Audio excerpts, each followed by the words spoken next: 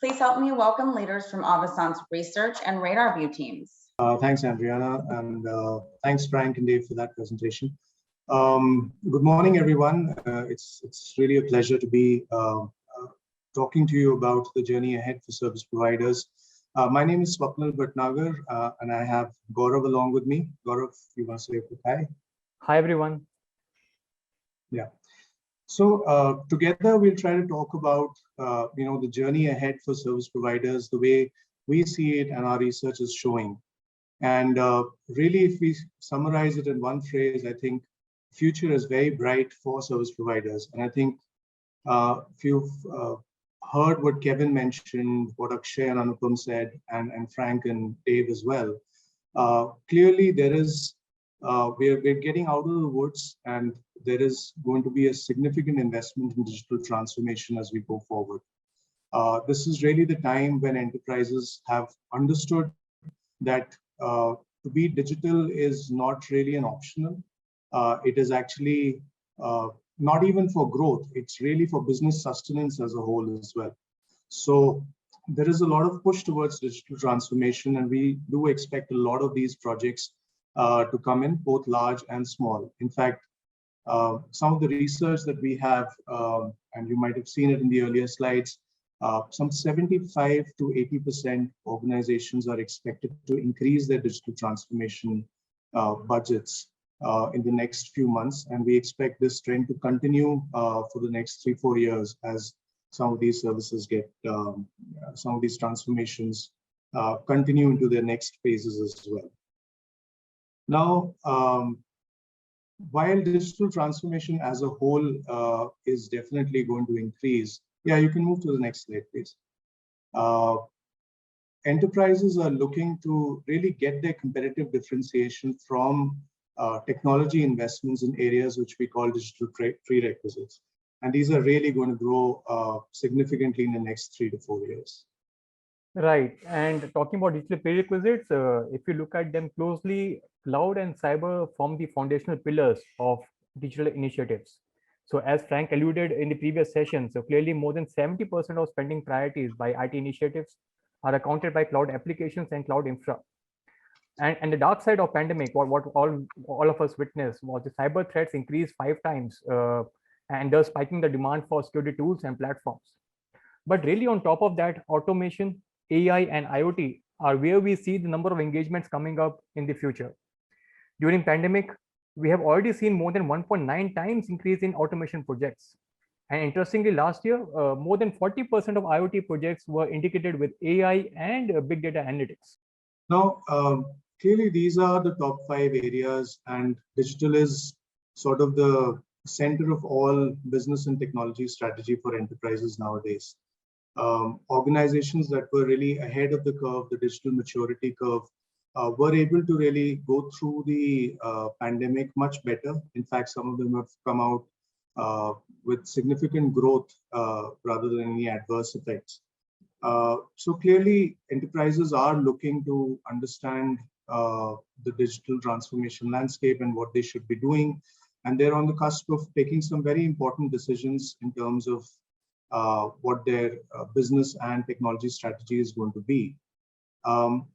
But the interesting thing, of course, here is that these decision makers really need to rely on current and actionable insights, which will help inform some of these decision makings.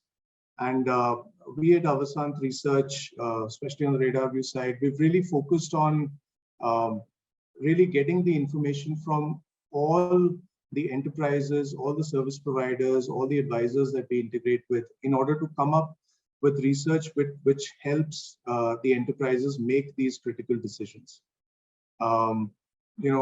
We have regular connects with our over 250 active subscribing enterprises that we have for our research products.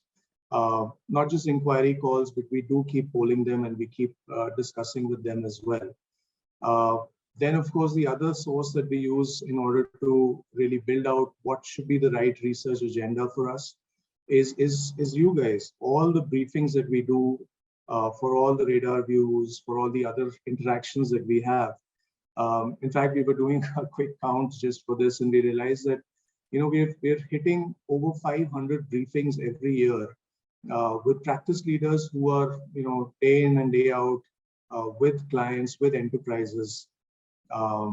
And then we add on top of this the entire discussions that we have with the Avasant Distinguished Fellows, very, very senior executives who've done such transformations in the past and are heavily involved in advising on those as well.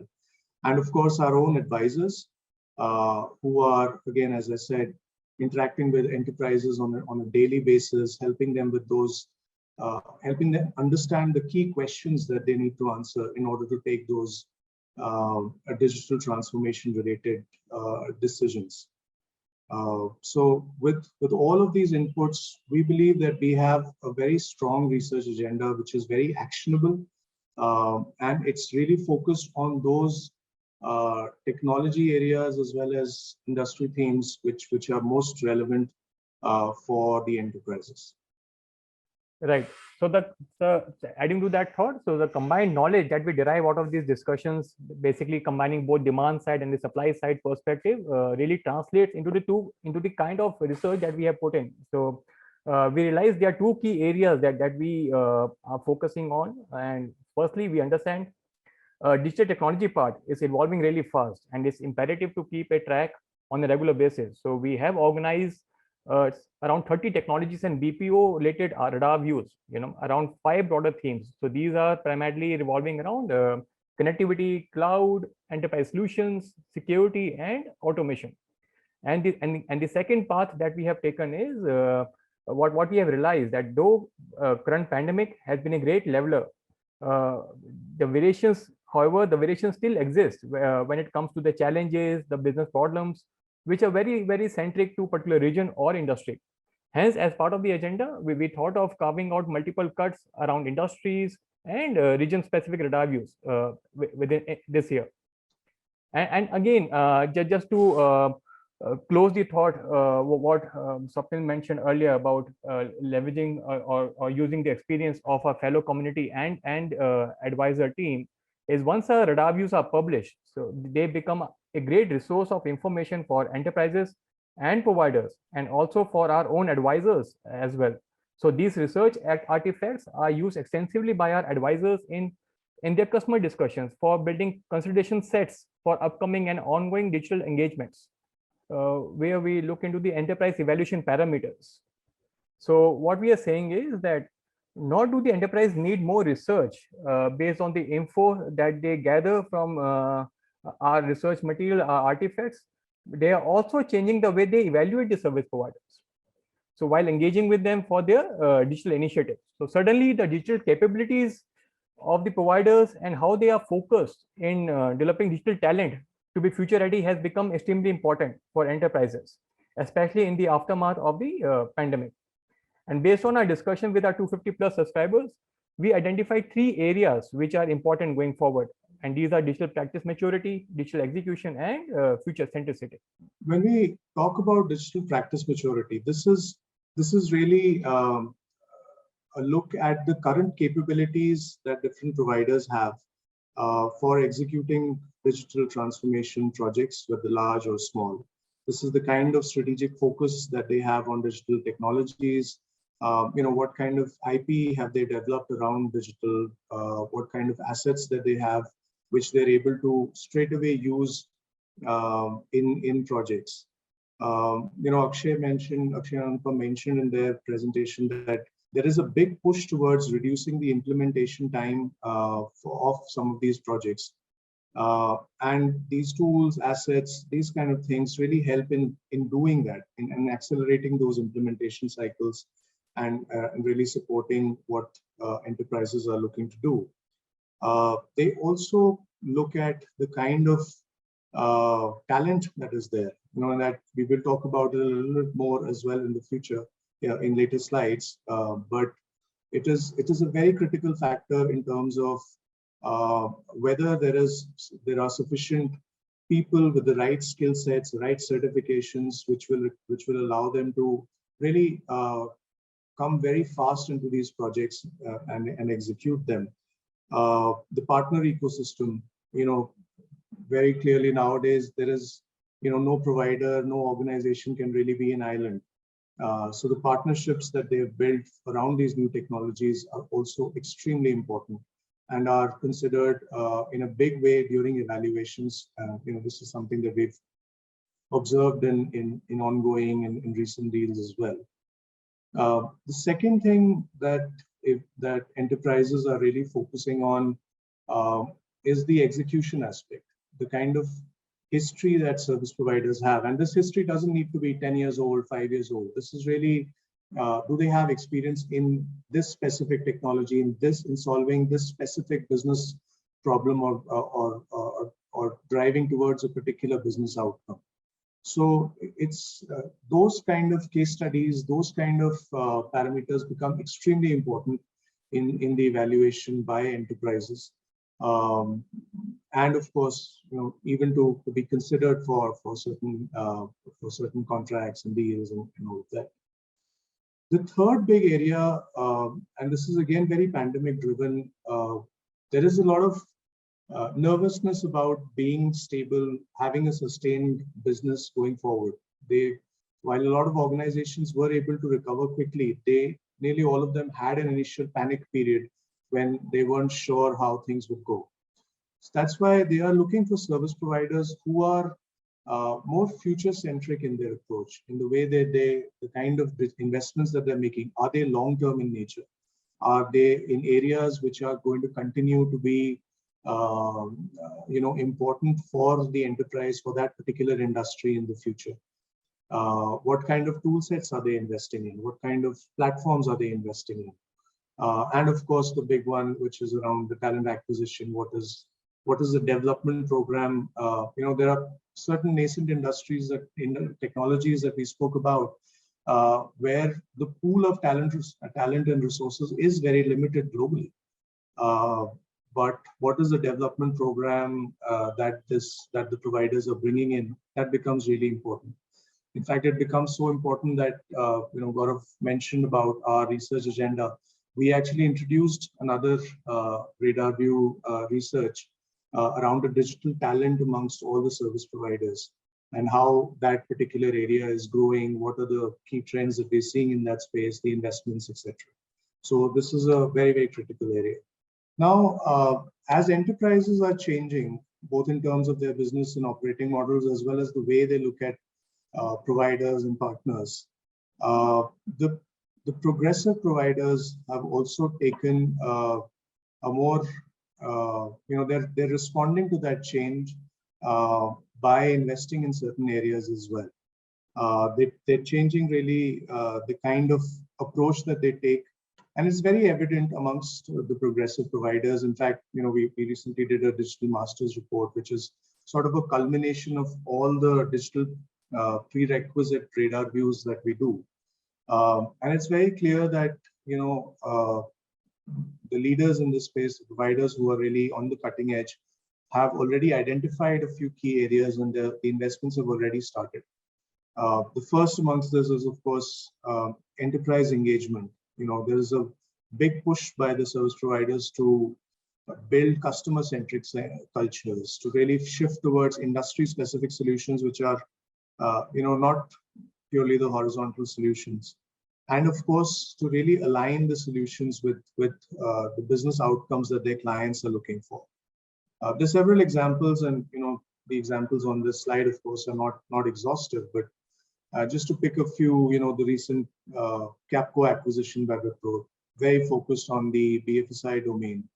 And of course, the large deals that Infosys and has recently taken one with Vanguard and Daimler. These are also very business outcome centric structures of contracts and deals. So it's a very interesting space where providers are looking to increase their enterprise engagement. Right. And secondly, it's about driving technology innovation. So primarily what we are saying is doubling down on the three key areas that what we are seeing service providers are investing into. So one is automation, second is cloud, and third is cyber. So for instance, just to name few examples over here, Rensa recently augmented its Da Vinci platform, its AIOps platform, by integrating monitoring capabilities from Xenos right? So that's one. Another example is of Tech Mahindra. They introduced MPAC 3.0, a hybrid multi-cloud management platform recently. And lastly, but equally important, is what we are seeing service providers are proactively investing in talent development, something what Swapnil and other speakers alluded in the past.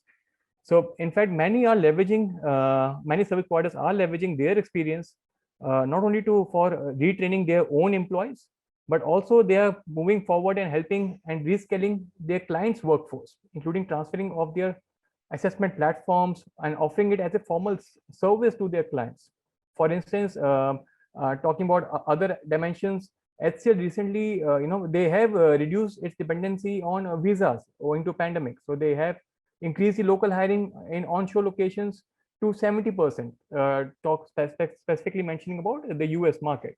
On the other hand, IBM, with its digital learning platform, Your Learning, it's focusing on personalized learning and training of their employees. And there are many more examples. What we have presented is an indicative list of examples to drive a point through. Now, as enterprises are changing, providers are changing, so it is imperative for us to change as well, right? To stay current in what the enterprises are looking for.